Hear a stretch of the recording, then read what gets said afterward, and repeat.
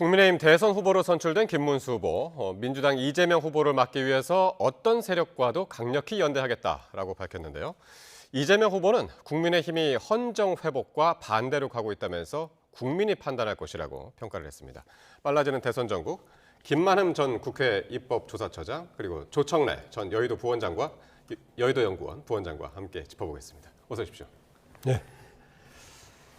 자, 보수 결집의 김문수냐, 중도 확장 한동훈이냐, 국민의힘의 선택은 김문수 후보였습니다. 오늘 결과 두 분 어떻게 보시는지 궁금하네요. 먼저 부원장님. 일단 그 득표를 보면요, 총 득표에서 김문수 후보가 한 13% 많이 받았잖아요. 예. 그런데 그 그러니까 내용을 자세히 56.53 들여다보면 하고, 당원 투표에서는 네. 한 23% 많이 받았고요.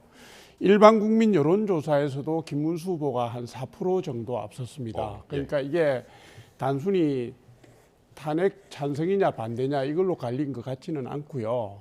제가 볼 때는 보수의 가치를 복원할 후보가 누구냐, 혹은 나라를 바로 세울 보수 적통이 누구냐 하는 데 있어서 당원뿐만 아니라 국민들께서도 선택을 한 것 같고요.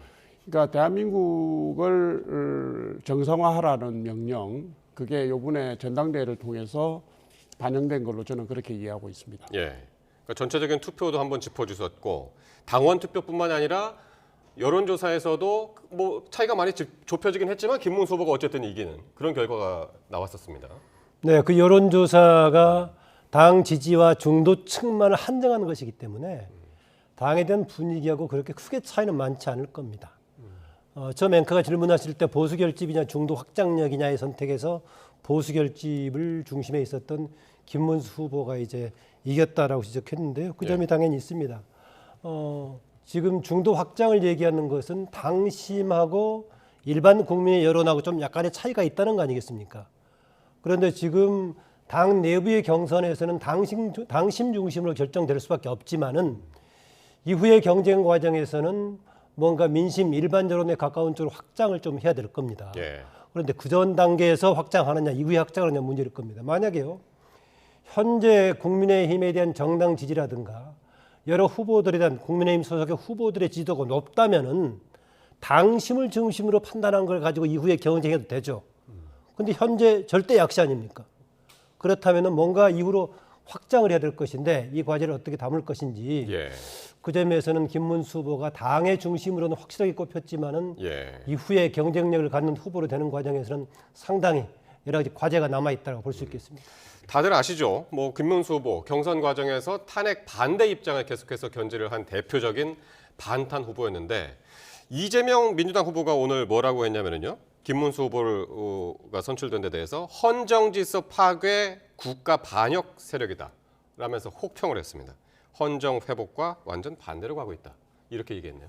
뭐 그 마음을 모르는 바는 아닙니다. 경쟁 후보니까 혹평을 한 것 같은데요. 근데 이재명 지금 후보가 다른 후보에게 혹평할 처지는 저는 솔직히 얘기하면 아니라고 봅니다. 우선 본인의 사법 리스크도 있고요. 그다음에 지금 줄 탄핵, 입법 독재 이게 지금 국정 혼란을 부르고 있잖아요. 당장 최상목 경제부총리 탄핵하는 바람에 지금 통상 문제라든가 경제 문제라든가 이게 국정 공백과 혼란을 초래하지 않았습니까? 결국에는 이제 본인이 사퇴를 한 그런 거죠. 상황에서 지금 민주당에서 하는 걸 보면 뭐 사법부를 없애버리겠다, 뭐 대법원장을 탄핵하겠다, 대법관 숫자를 30명으로 늘리겠다, 뭐 이재명 대표 1인 맞춤형 법안들을 뭐 발의하거나 예고를 하고 있는 그런 상황인데 정말로 지금 헌정 질서를 파괴하는 쪽이 어디냐 이거를 국민들께서 명확하게 아실 거라고 저는 봅니다. 김 처장님은요? 어떻게 보셨나요? 네, 지금 조 부원장 지적했다시피 지금 민주당이 김문수 후보를 향해서 헌정 파괴 세력 관련 얘기하려면은 현재 대법원 판정이 유죄 취지에 파기환송했다고 해서 대법관 탄핵한다든가 이런 등등을 얘기하면서 헌정 질서 파괴는 거론하기 힘들다. 그 부분은 민주당 스스로 상당히 돌아볼 부분이 생각이 되고요. 헌정 질서 파괴 언급은 김문수 후보가 가지고 있는 이런 점이 있었습니다. 그동안에 토론 과정 등등에서 보면은요, 뭔가 지난번에 비상계엄이 위헌적이고 위법적이었던 내용하고 내란이란 말하고 좀 구분을 못 하고 있어요. 비상계엄 자체가 위헌 위법적인 문제를 안고 있었기 때문에 탄핵된 거 아니겠습니까? 상당수의 국민들도 그런 요소를 지적하고 있고 그래서 뭔가 잘못됐다 비상계엄 이렇게 얘기하고 있는데 마치 예. 위헌적인 거면은 내란이란 걸로 지금 오해를 하고 있어가지고 김문수 후보가 계속 토론 과정에서도 아직 내란 판정은 나지 않았지 않느냐라면서 애매한 답변을 보입니다. 그러다 보니까 비상계엄을 마치 옹호하는 것처럼 보이기도 했었는데요. 그 점에서는 좀 김문수 후보가 지금이라도 그 지난번에 비상계엄이 위헌 위법적인 부분이 있었고 그것을 평가받아서 탄핵까지 됐다. 다만 이러저런 문제가 있다라고 했는데 위헌 위법적인 부분하고 내란하고 등치시키면서 본인의 입지를 더 어렵게 만드는 그런 경향이 있긴 합니다. 그렇군요. 자, 선거는 뭐 중도층 싸움이다라고들 하는데 오늘 국민의힘이 굉장히 빨리 선대위를 꾸렸습니다. 그런데 함께 경쟁하던 후보들 한동훈, 안철수, 나경원, 양향자 전 후보가 공동 선대위원장을 맡기로 했습니다. 상당히 이제 빨리 결정을 했네요. 네, 저도 놀랐습니다. 내일쯤 나오지 않을까 생각을 했는데 그러게요. 비서실장, 사무총장, 공동선대위원장은 다 결정을 했어요. 그러니까 아까 낮에 전당대회를 통해서 보면 한동훈 후보가 전폭적으로 돕겠다. 네. 이미 의사를 표현했고요. 그리고 그 경쟁했던 후보분들 중에 오늘 전당대회장에 참석하신 분들이 중간에 올라와서 손을 맞잡고 이렇게 그랬습니다. 통합과 단합을 과시하지 않았습니까? 예. 그래서 제가 볼 때는 지금 보수가 합심해서 하나의 방향으로 가야 된다는 부분에 대한 당내 합의가 있다고 보여지는 것이고요. 그리고 중도 확장성 문제는 한동훈 후보하고 안철수 후보가 전폭적으로 돕는 과정에서 이게 이제 당의 정책이나 공약으로 지금 구현이 되지 않겠습니까? 그리고 지금 근 몇 년 동안의 여러 가지 정치 행보 때문에 많은 오해들을 하고 있지만 사실 김문수 후보 자신이 중도 확장성 후보입니다. 그러니까 예. 사회적 약자, 노동자, 서민과 같이 삶을 살아왔고요. 지금도 그 삶의 태에서 크게 벗어나지 않는 철학과 이 원칙을 가지고 있는 분이거든요. 예. 이게 이제 선거운동 과정을 통해서 당에서 제시된 중도성 확장성 공약과 더불어서 후보의 그런 매력들이 국민들에게 충분히 알려질 거라고 저는 생각하고 예. 있습니다. 그러니까 중도 확장이 어디까지 가능할 거냐, 그게 이제 상당히 이제 선거 과정에서 중요할 텐데 오늘 윤 대통령 출당에 대해서 기자들이 물었더니 생각해본 적이 없다 하면서 이제 답변을 회피를 했습니다. 중도 확장력 어느 정도나 했을까요? 네, 오늘 당장 바로 끝난 것이기 때문에 직접 답은 못했다고 좀 이해한다면서도요. 윤 대통령 입지 관련 문제는 아주 중요하다라고 봅니다. 이게 지금 만약에 윤석열 전 대통령 문제가 대선 과정에서 김문수 후보 관련해 가지고 쟁점화 된다면은 유리할 게 결코 없습니다. 조금 전에 중도 확장 관련해 가지고 그동안에 경선에 참여했던 안철수 뭐 등등 다 모든 사람이 참여하기 때문에 중도 확장력이 있을 거라 이런 얘기를 했었는데요. 기계적으로 그 사람들을 모두 합해놨을 때 지금 야당 후보한테 이기지를 못합니다. 단순하게 합했을 때. 합한다는 것은 뭔가 오늘 김문수 후보의 표현처럼 환골탈태하는 그런 변화가 있어야 될 것인데요. 그것이 같이 섞여지지 않는 한 뭐 합한다고 해서 늘어날 것도 없는 그런 상황입니다. 이런 점이 있습니다. 오늘 보니까 고향의 킨텍스에서 오늘 전당대회를 했는데 밖에 응원하는 사람들 중에서 태극기하고 성조기를 들고 응원하는 모습이 보입니다. 그 점에서는 과연 중도 확장을 한다고 했을 때 국민들 앞에 그런 분들이 김문수 후보를 따라다니면서 하는 것이 카메라 등에 부각된다고 했을 경우에 중도 확장력을 가질 것인가. 태극기 정도는 괜찮지만 거기에다 성조기까지 붙여서 들고 다니면서 응원하는 모습에 할 것인가 이런 점이 있습니다. 제가 다른 때도 그런 얘기를 했었는데요. 지난번에 탄핵 정국에서 상당히 한때는 오히려 탄핵을 불러왔음에도 불구하고 국민의힘에 대한 지지도가 올라간 적이 있었죠. 그때 그 당시 배경에는 가장 많이 결접해 있었는데 그게 장점이 되기도 했었지만 그동안에는 뭔가 태극기 부대라고 하는 사람들이 국민의힘 보수 세력의 주변부에 있었는데 탄핵 정국을 거치면서 당의 중심이 와버렸단 말이죠. 그러다 보니까 오히려 뭔가 강한 보수의 이미지를 주어가지고 예. 오히려 중도 확장에 방해가 되는 그런 상황을 만들었는데 이후에 중도 확장 국민의 보편적인 뭔가 여론에 호응한다고 했을 때 어떤 방식으로 환골탈태할 것인가 이 역시 과제로 남아 있습니다. 예. 자, 국민의힘 경선 끝나도 끝난 게 아니다라는 말이 나오는데 이게 어제 출사표를 던진 한덕수 전 총리와의 단일화 때문이겠죠. 기자들 질문이 또 여기에 상당히 집중이 됐는데요. 어떤 답변이 나왔을까요? 함께 들어보시겠습니다. 조금 전에 또 저한테 전화도 하셨어요. 하셔서 뭐 여러 가지 축하와 또 격려 말씀도 하시고, 뭉쳐야 이기고 흩어지면 진다. 이거 상식 아니겠습니까? 또 당원들도 저를 오늘 뽑아줬는데 오늘부터 벌써 단일화 뭐 방안을 내놓는다 이렇게 하면은 조금 좀 이상 안 하겠습니까? 기본 방향은 그대로 가는데 여러 가지로 논의를 더 해 나가겠습니다. 대선이 한 달 앞으로 다가온 만큼 시간이 많지 않은 상황인데 지금 김문수 후보 이렇게 얘기했습니다. 단일화 방안 오늘 내놓는 거는 좀 이상하다. 이렇게 언급을 했네요. 어떻게 받아들여야 될까요, 부원장님? 아니 뭐 이렇습니다. 후보가 결정되지 않았는데 네. 후보가 뭐 예를 들어서 단일화의 상대가 되는 분하고 접촉을 한다든가 의견을 나누는 것은 국민이나 당원의 뜻을 무시하는 처사가 될 수가 있고요. 많이 오버하는 거거든요. 그러니까 그리고 김문수 후보의 스타일상 자신이 그 국민의힘의 후보가 되기 전에 단일화 방안을 고민했을 가능성은 거의 없습니다. 저는 그래서 오늘 전당대회에서 후보가 결정되기 전까지는 이 부분에 대해서는 백지로 남겨놨을 거라고 생각을 했고요. 그러니까 아마 오늘 밤부터 고민을 하겠죠. 그리고 이게 이제 단일화라는 게 그냥 이렇게 당신하고 나하고 하자 이렇게 안 되잖아요. 몇 가지 단계가 있습니다. 후보들끼리의 만남의 형식이나 합의는 어떻게 가져갈 것이냐, 단일화의 원칙과 과정은 방법은 어떻게 할 것이냐. 만약에 여론조사로 간다면 설문 구성부터 시작해서 이렇게 아주 촘촘하게 치밀하게 들어가야 됩니다. 그래서 이런 부분을 미리 생각했을 가능성은 없는 것이고요. 그리고 협상 상대가 있기 때문에 그 김문수 후보 측하고 상대가 되는 측의 실무 루트가 열려야 되지 않습니까? 그래서 아마 오늘 비서실장하고 사무총장을 빨리 그 인사를 발표를 한 것은 특히 비서실장은 단일화 협상과 관련된 역할을 할 통로가 제가 볼 때는 비서실장 라인이라고 보거든요. 그래서 그런 의지를 보인 것으로 생각하고 있습니다. 그 평소에 경선 과정에서 김문수 후보가 워낙 적극적으로 이 단일화에 대해서 임했기 때문에 그런 발언도 했었고, 그래서 오늘 뭐 후보로 선출됐다 하더라도 어떤 방안이 조금이라도 나오지 않을까 싶어서 그래서 좀 이게 좀 속도 조절하는 거 아니냐 그런 이야기도 나오거든요. 그런데 조 부원장 얘기했다시피 오늘 바로 뽑혔는데 당에서 대표 선수를 뽑아놨는데 바로 단일화하겠다. 이것도 또 예의가 아닌 상황이죠. 그래서 오늘 그런 정도를 할 수 있지 않았을까라고 보고요.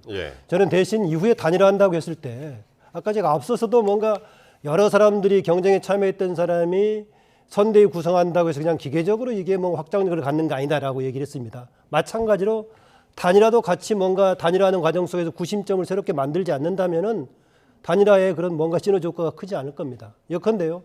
현재 그 상태에서 기계적으로 단일화해가지고 안철수가 아닌 그 김문수 후보로 단일화된다라고 하면은 두 사람 중에서 하나라서 후보 단일화의 효과는 있지만은 그냥 한덕수를 주저앉히는 효과밖에 없습니다.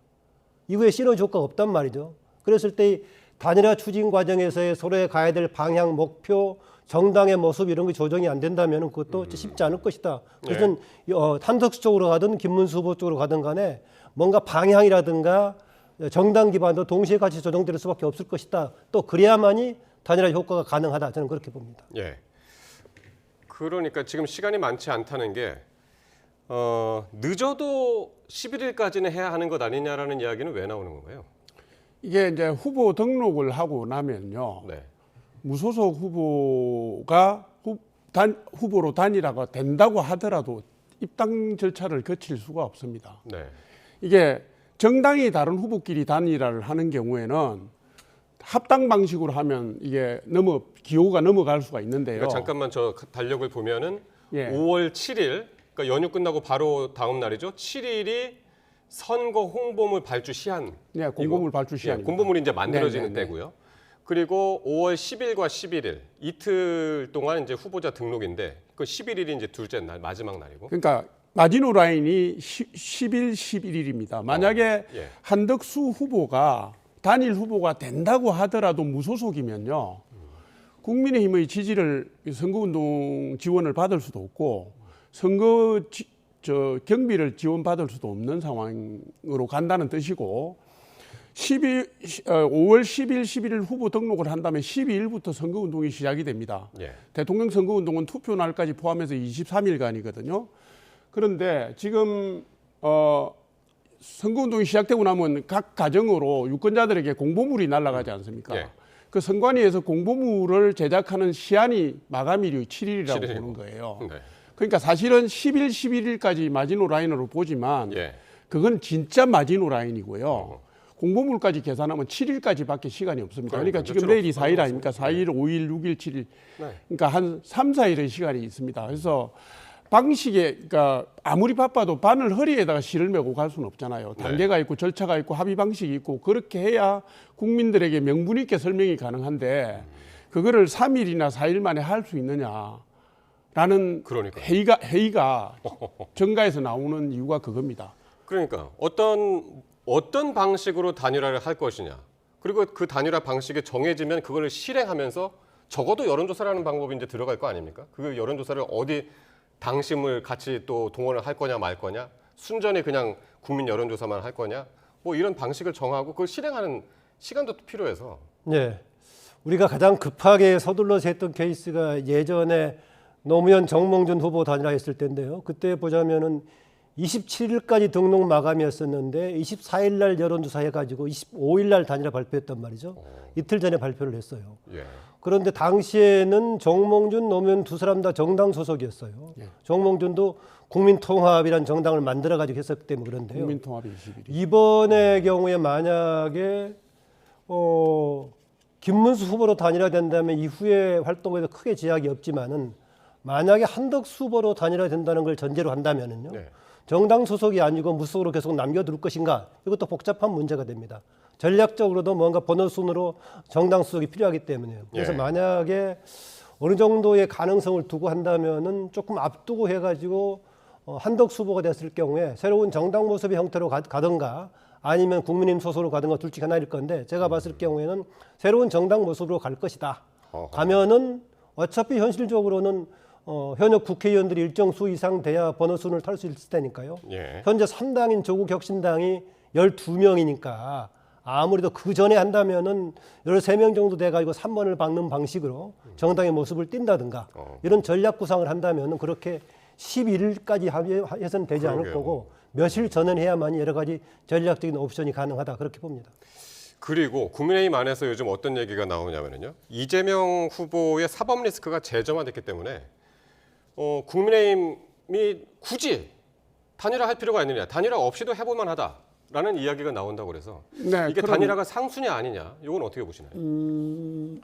그런 아니한 뭐 얘기들이 조금 나오는 건 사실입니다. 그러니까 실제로 이제 지금 대선 전국 전체를 그 방향을 가르는 게 두 가지 아닙니까? 하나는 단일화 변수고요. 하나는 이재명의 후보의 사법 리스크인데, 그러니까 사법 리스크가 그러니까 서울고법이 대법원에서 지금 파기환송된 저 부분을 네. 대선 전까지 하면 실제로 이재명 후보가 대선 후보로서 기능을 할 수 있겠느냐.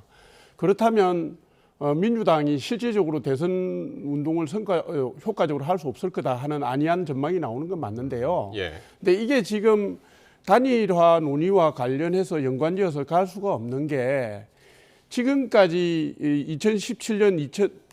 2017년 탄핵 국면에서도 그랬고요. 그러니까 보수가 분열했을 때는 필패를 했다라는 학습 효과가 있습니다. 그래서 그렇게 유리한 환경이 만들어진다고 하더라도 어찌되었든 단일화를 하든 아니면 범보수 후보가 출마를 포기하든 어쨌든 단일화 효과를 내서 한 사람으로 수렴해서 가야 된다는 그 상황적 필요성이라든가 네. 왜냐하면 이 대선은 지면 안 되는 싸움이거든요. 체제의 전쟁이기도 하고 자유민주주의나 시장경제의 향배가 갈린 부분이기 때문에 지금 안이하게 무슨 다른 후보의 리스크에 예. 기대서 갈 수 있는 상황은 아니다. 이 꼭 말씀 단일화 필요하다고 예. 말씀을 하셨고요.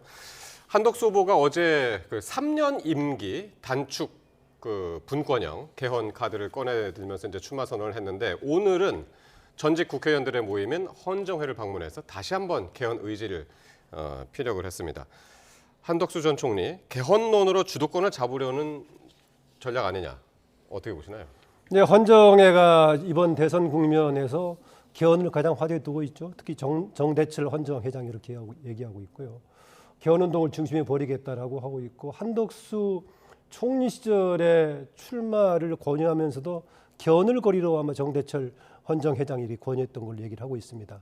이번에 그 본인의 그 출마 관련 선언문에서도 뭐 개헌을 중요한 것으로 냈었죠. 다만 개헌의 구체적인 내용은 국민들의 의견을 수렴해서 결정할 일이고 본인은 견제와 균형, 분권 정도의 기본 방향만 같이 제시하겠다 이런 얘기했었는데 개헌 관련 부분은 필요할 겁니다. 한때는 초반에 개헌 부분은 주로 현실적으로 경쟁력이 없는 국민의힘 쪽에서만 얘기했었는데 다른 쪽에서들도 계속 얘기하고 있고 한때는 민주당 쪽에서도 개헌을 받아들였습니다. 다만 현재는 개헌의 논란은 자칫 이른바 내란 문제에 관한 초점을 김 빠지게 하는 소지가 있기 때문에 개헌을 뒤로 미룬다고 그랬었는데 이후에 모르겠습니다. 이렇게 개헌을 헌정회 쪽에 들고 나왔을 때 다른 방식으로 받아들일지. 그런데 대체로 개헌에 동의한 사람들은 이번의 경우 해가지고 현재의 정부를 과도기적인 형태로 운영하자 이렇게 제안들을 했었는데 네. 오늘 보니까 한덕수 후보도 만나면서 그런 방향으로 1년, 2년, 3년은 임기를 마지막 마치는 쪽으로 그런 방향으로 동조한 것 같습니다. 네. 자, 오늘 헌정회 방문에서요. 한 전 총리 이런 말을 하게 됐는데요. 한번 들어보시겠습니다.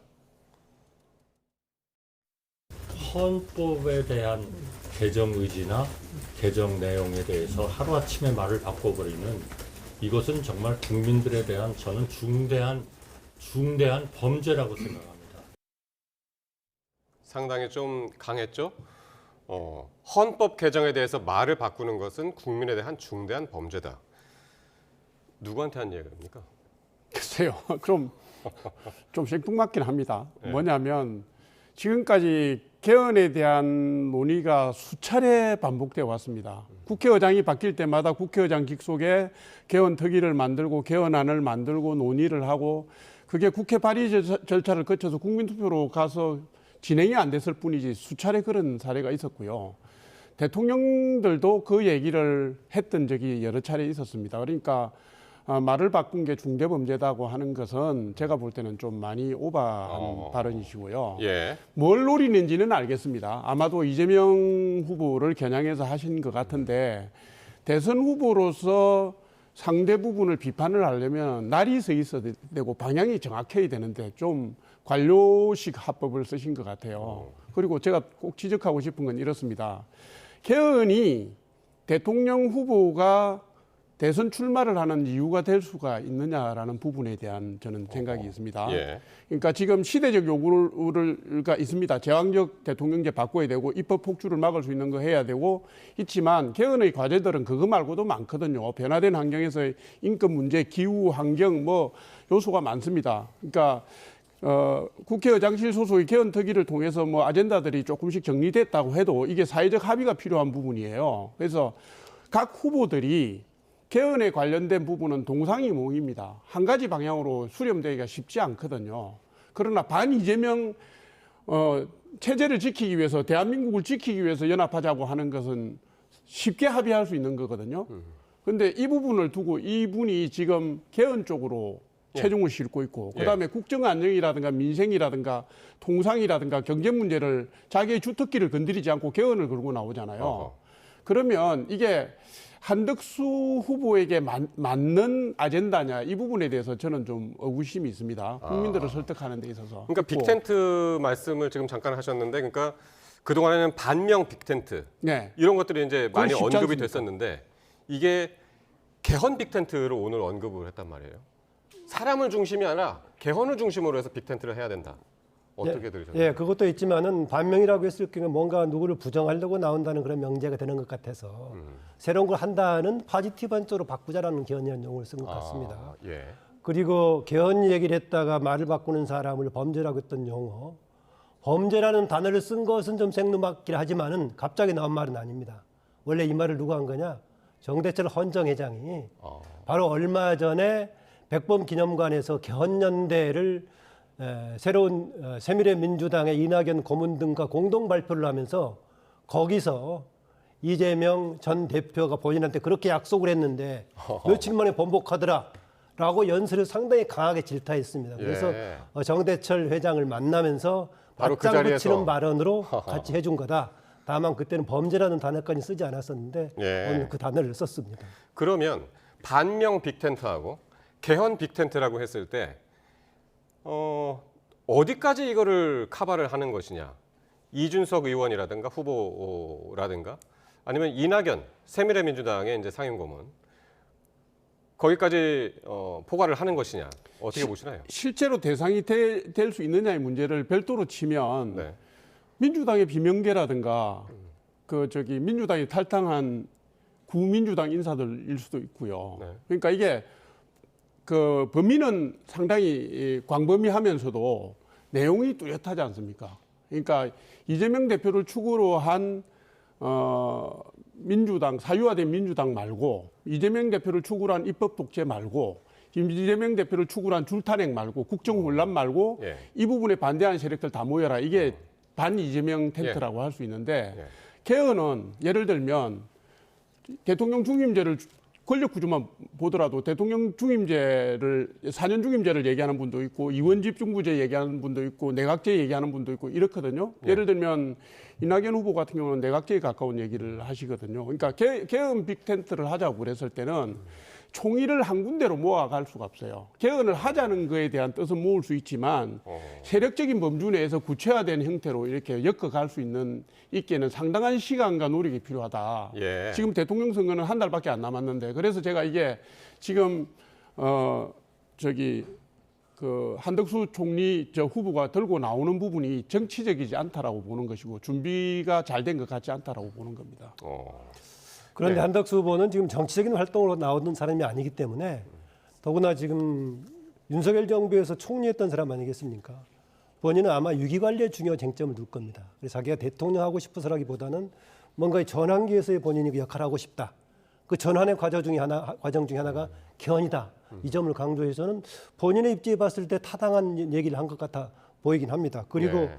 이후에 그 빅텐트 대상에서는 개헌이 쟁점이 될 것 같아 보이진 않습니다. 그동안의 행적이라든가 지금 특히 탄핵에 대해서 어떤 시각을 갖느냐가 굉장히 중요한 부분이다.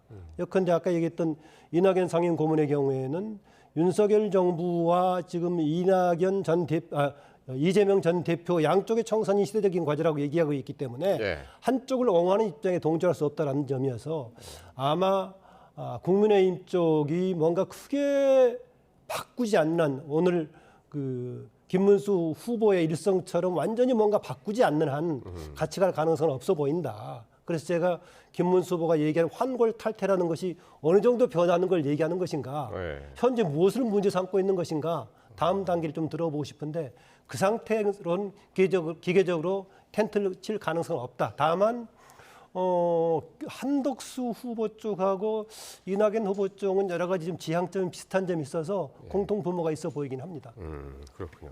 어떻게 빅텐트를 규정하느냐에 따라서 그 범위도 조금씩 이제 달라질 것 같다는 말씀들을 하셨고요.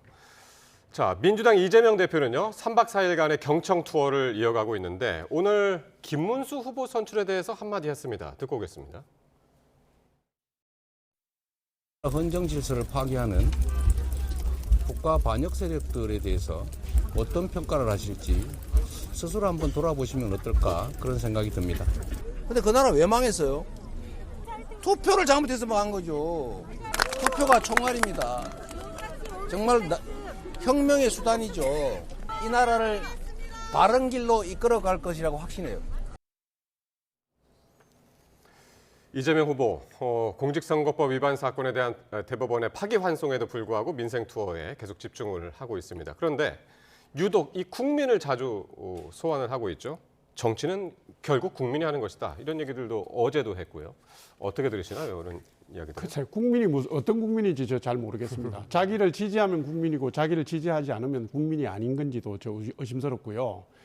지금 헌법적 질서, 대한민국의 사법적 질서에 근거한 재판의 결과를 보고서 그걸 피해가려고 하니까 이 사법의 질서나 헌법적 질서도 국민의 기초에서 나오는 거라는 엉뚱한 논리를 들이대서 자기가 군색한 처지를 벗어나는 우회 논리로 쓰는 건데요. 네.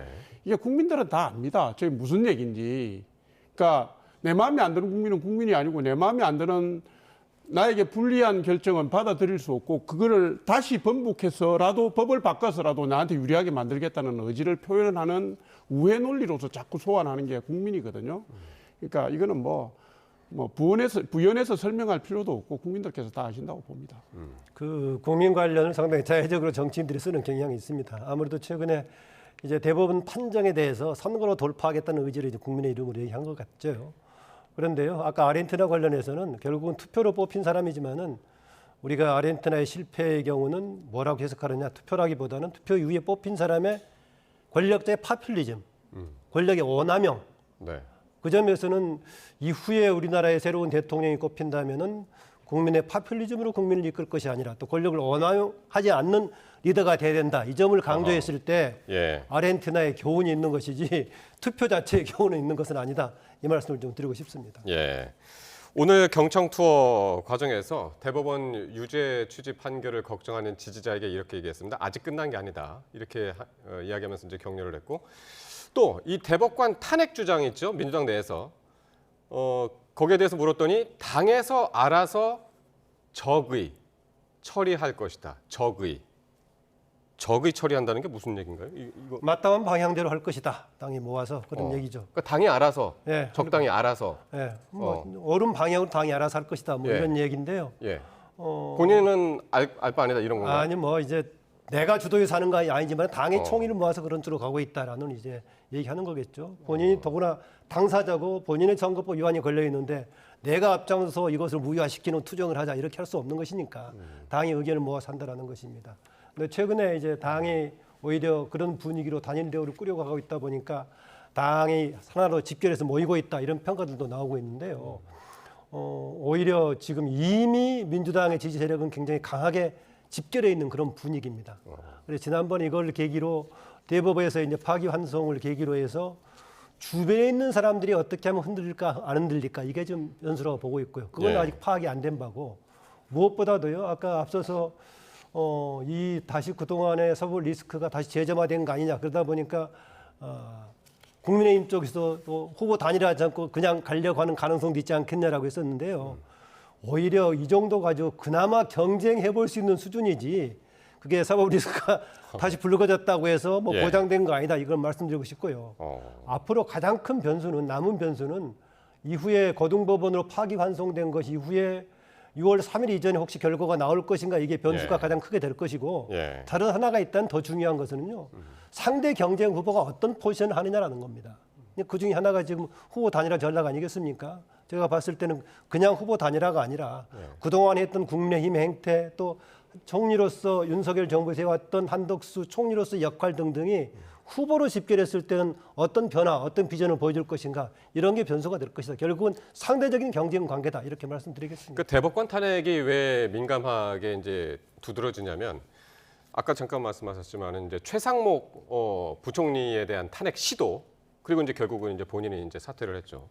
그것도 민심이 어떻게 움직일 것이냐 이 부분을 상당히 이제 민감하게 이제 초점을 가지고 이제 본단 말이에요.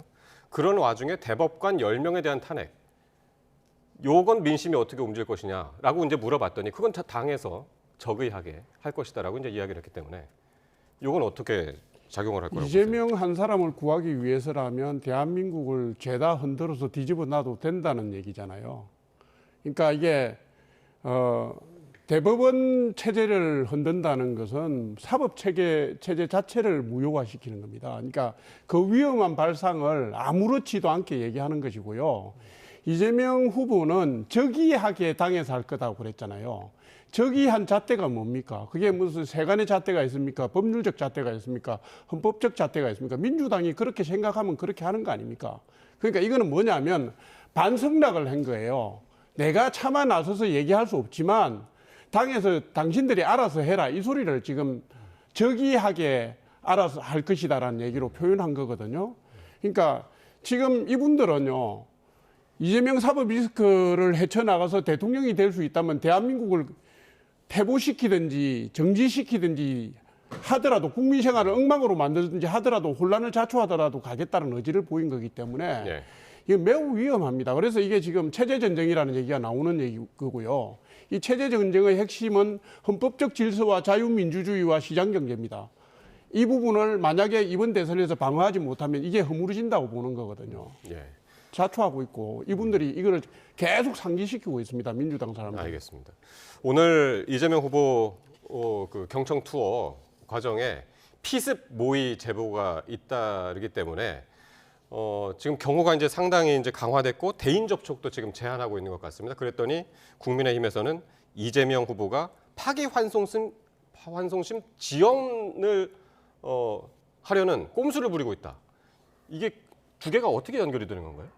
이제 본인이 여러 가지 위험 때문에 피하고 있기 때문에 네. 송달하는 사람들하고도 접촉이 안 될 소지가 있다. 이런 이제 빙자할 수 파기환송심 송달자를 예. 피하려고 한다. 예, 기존에는 여러 가지 다른 방식으로 하다 보니까 3차에 걸쳐 실패해가지고 지연이 됐거든요. 이번엔 예. 직접 집달을 가니 직접 가서 전달한다고 하는데 전달하려고 하더라도 당사자가 여러 가지 위험 노출 때문에 쉽게 접촉이 어렵다 이런 핑계 대를 거 아니냐라는 정치적인 공세로 펴고 있는데요. 꼭 그런 건 아닐 수 있다 얘기인데요.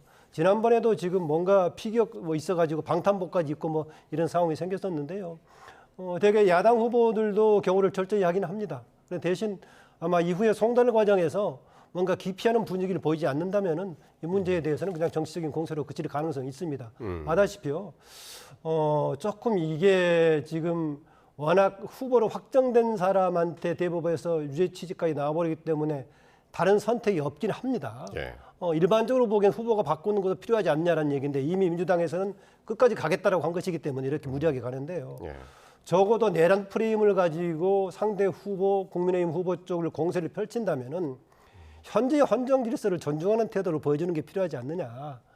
국회의 압도적인 의석을 가지고 있다고 해서 대법관 10명의 탄핵까지 얘기하면서 오히려 상대방을 내란 프레임으로 공세를 펼치면은 자가당착의 논리가 될 수 있기 때문에 아무리 불가피한 상황이라고 하지만은 좀 이것은 돌아올 부분이 아닌가 그렇습니다. 예. 김만흠 처장이 아까 남은 유일한 변수는 이제 그 서울 고법에서 파기환송심을 어떻게 진행하고 그게 언제 나오느냐 이제 그게 이제 가장 중요한 변수가 될 거다라고 말씀하셨는데 언제쯤 나오게 될 것 같고 결과가 어떻고 만약에 그 전에 완전한 뭐 결과가 나오지 않더라도 그게 이번 대선에 영향이 있을까 하는 부분은 어떻게 보시나요? 대법원에서 그 원심 파기에서 환송시켜 결정을 하고 난 뒤에 네. 그 기록이 전달되자마자 서울고등법원에서 곧바로 저 기일을 정했잖아요. 재판 기일을 정했다는 것은 대선 전에 이걸 하겠다라는 의지를 분명하게 보인 것이고 만약에 소송 기록 그 송달하고 소환장이 거부가 돼서 전달이 안 된다고 하더라도 네. 한 차례 두 차례 간다 하더라도 제가 볼 때 6월 3일 이전에는 이게 나올 걸로 보여집니다. 그래서 결과가요?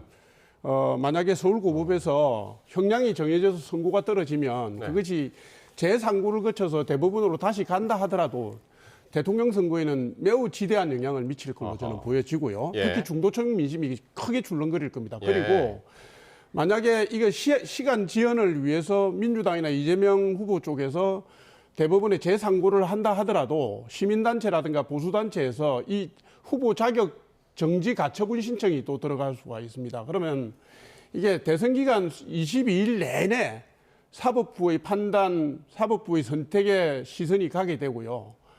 그 민심도 거기에 따라서 또 출렁거리는 이런 여러 가지 부수적인 예. 부작용들이 예상이 되거든요. 예. 근데 어쨌든 서울 그 고등법원에서 재판 결과를 공개를 하면 아주 치명적인 영향을 받을 걸로 저는 그렇게 봅니다. 그러니까 이게 지금 말씀하신 거는 혹시나 파기환송심 결과가 나오고 거기에 대해서 이재명 후보 측에서 재상고를 하더라도 그러면 이제 완전한 결과가 나오는 건 아닌데 네. 그렇더라도 그게 영향이 있을 것이다라고 이제 그 말씀을 하셨는 거예요. 네, 재상고 결과까지는 보기 어렵겠죠. 좀 시간이 걸리니까 다시 뭐 대법원까지 돌아오는 시간까지는요. 그래도 그게 아니라 그냥 현재 고등법원에서 파기환송된 것 자체가 고등법원에 판결이 나올 수 있을 것인가. 만약에 된다면 저는 크게 영향을 미칠 변수라고 봅니다.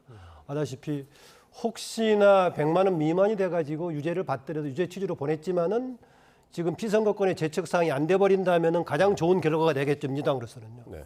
근데 그것도 지금 기대하기가 쉽지 않은 상황이고 왜냐하면은 지금 두 가지에 대해서 지난 대법에 상당히 강력하게 지금 지적을 했단 말이죠. 백현동 관련 부분에서는 이제 국토부에서 했던 협박 발언 문제에 대해서 제기를 했었고, 또 김문기 씨 관련은 또 대장동 관련 두 가지 사안이 겹쳐 있기 때문에 그렇습니다. 그리고 제가 그 마침 1일 날 YTN에서 낮 시간에 그때 이제 선고하는 날 봤습니다만은 1심하고 내용이 비슷하지만은 조 대법원장이 더 내용상으로 상당히 강하게 비판하는 그런 기조여가지고 유죄 취지로 진행이 된다면 이대로 좀 되기는 어려울 것이다. 그래서 현재 민주당 쪽에서는 대선 승리를 통한 뭔가의 해법이라든가 이런 것만 지금 노리고 있어서 그러다 보니까 보기에 따라서는 좀 무리한 그 헌정 질서를 뛰어넘는 방법을 택하는 거 아니냐 이런 논란의 여지도 만들고 있는 것 그렇게 같습니다. 되면 이제 또 뭐 진행 중인 재판이 과연 대통령한테 다시 또 적용이 되는 것이냐, 이 헌법 84조 논란이 다시 등장하고 또 변수의 변수가 앞으로 계속 나올 것이기 때문에 지금 당장 뭐 확정해서 말씀드리기는 이제 힘든 그런 상황 같습니다. 지금까지 김만흠 전 국회 입법조사처장 그리고 조청래 전 여의도 연구원 부원장과 함께했습니다. 고맙습니다.